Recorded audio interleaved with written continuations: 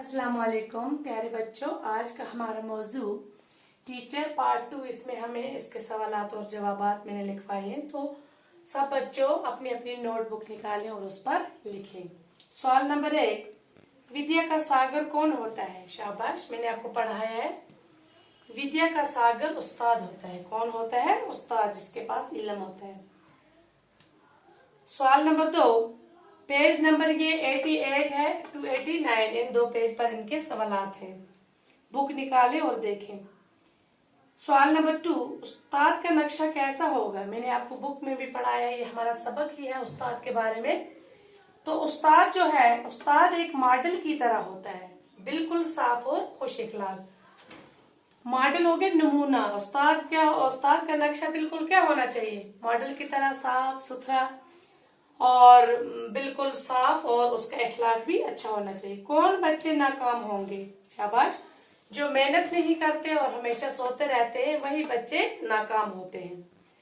तो अब हमारा सवाल नंबर 3 है। ये कॉलम है अलिफ और बे, इसको बे से मिलाना है। जैसे हमारा इसमें पहला है टीचर। टीचर बच्चों को पढ़ाता है, ये बुक पर है, मिलाना है तो मैंने सीधे इसको यहाँ पर लिखा है। इंजीनियर सड़कें और बिल्डिंग बनाता है। डॉक्टर क्या करता है? बीमारों का इलाज करता है। ट्रैक्टर एक गाड़ी का नाम है। मिनिस्टर आवाम का नुमाइंदा होता है। अब क्वेश्चन नंबर 4, इसमें खाली जगह मुनासिब अल्फाज से खाली जगहों को पुर कीजिए।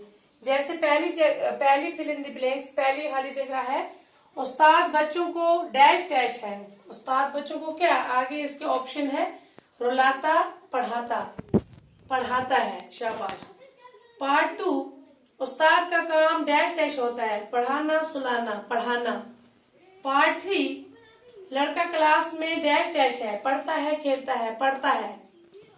4, डैश डैश से इंसान तरक्की करता है, मस्ती करने से पढ़ने से। पार्ट 5, डैश डैश हर इंसान के लिए जरूरी है, पढ़ाई महंगाई पढ़ाई।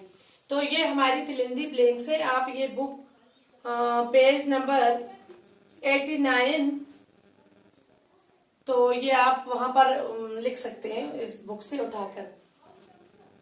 5वां सवाल हमारा है मिसाल देखकर हरूफ मिलाएं। यहाँ पर आपको बक्स बना के है, ये आपको हरूफ दिए। जैसे पहले सीन, ये सीन अलिफ गौफ रे, इसका पहले में आएगा सागर।